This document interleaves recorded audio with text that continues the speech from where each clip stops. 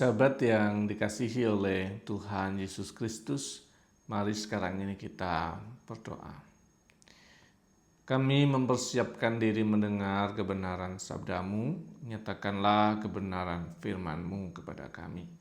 Kami mohon dalam nama Bapa, Putra, dan Roh Kudus. Amin.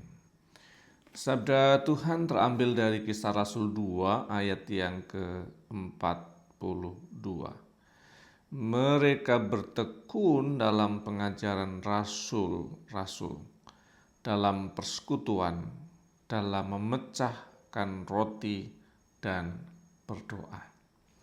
Sahabat yang dikasihi oleh Tuhan Yesus Kristus, bacaan kita konteksnya adalah peristiwa di mana hari Pentakosta turunnya Roh Kudus dan banyak orang peziarah yang datang dalam peristiwa itu dan menjadi percaya kepada Yesus Kristus. Bahkan dikatakan jumlah mereka kurang lebih 3.000 orang. Dan ketika mereka berziarah ke Bait Allah, mereka sudah memperkirakan waktunya. Akan berangkat kapan, akan ada di sana berapa lama, akan kembali pulang ke daerah masing-masing dari seluruh penjuru dunia di Imperium Romawi pada waktu itu. Tetapi ternyata ada peristiwa luar biasa dan mereka percaya pada Yesus Kristus dan mereka harus tetap tinggal. Dan tentu mereka membutuhkan tempat tinggal, mereka membutuhkan logistik yang lain termasuk makan, minum, dan seterusnya. Dan itu membuat mereka tentu tidak siap segala sesuatunya. Tapi yang menarik adalah mereka bertekun, mereka berbagi roti, berbagi bekal, dan mereka diterima dalam komunitas orang percaya di Bait Allah di sekitar tempat tinggal mereka. Dan ini menolong kita untuk mengerti tentang cara hidup jemaat yang mula-mula. Ada 4 pilar saya kira yang penting untuk kita pelajari. Yang pertama adalah bertekun dalam pengajaran para rasul. Artinya mendalami firman sebagai sesuatu yang sangat penting dalam hidup mereka untuk mengerti akan kebenaran firman dan iman mereka. Kedua adalah persekutuan, fellowship yang kemudian bicara soal berbagi hidup, berbagi hati, berbagi pengalaman. Dilanjutkan dengan pilar yang ketiga adalah memecah-mecahkan roti, saling berbagi berkat secara fisik, dan kemudian siapa punya apa, berbagi dengan siapa, dan semuanya itu dilakukan dengan rasa syukur dan penuh dengan sukacita. Dan yang keempat adalah berdoa. Ini tiang penyangga persekutuan.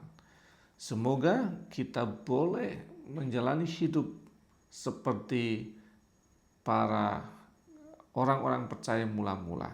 Ada 4 pilar. Bertekun dalam pengajaran, mengerti iman. Yang kedua, persekutuan, saling berbagi hidup, berbagi roti, berbagi berkat, dan berdoa sebagai pengikat semuanya.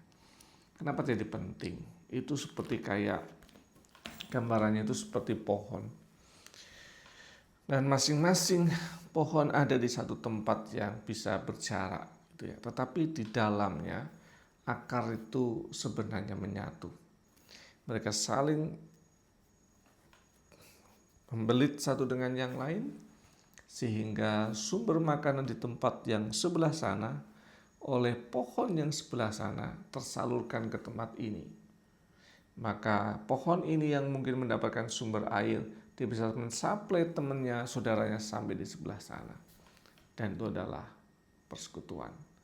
Semoga kita menjalani hidup dan persekutuan gerejawi kita menjadi spirit gereja mula-mula, sekaligus belajar seperti akar pohon yang saling terkait untuk saling menguatkan, memberi berkat satu dengan yang lain.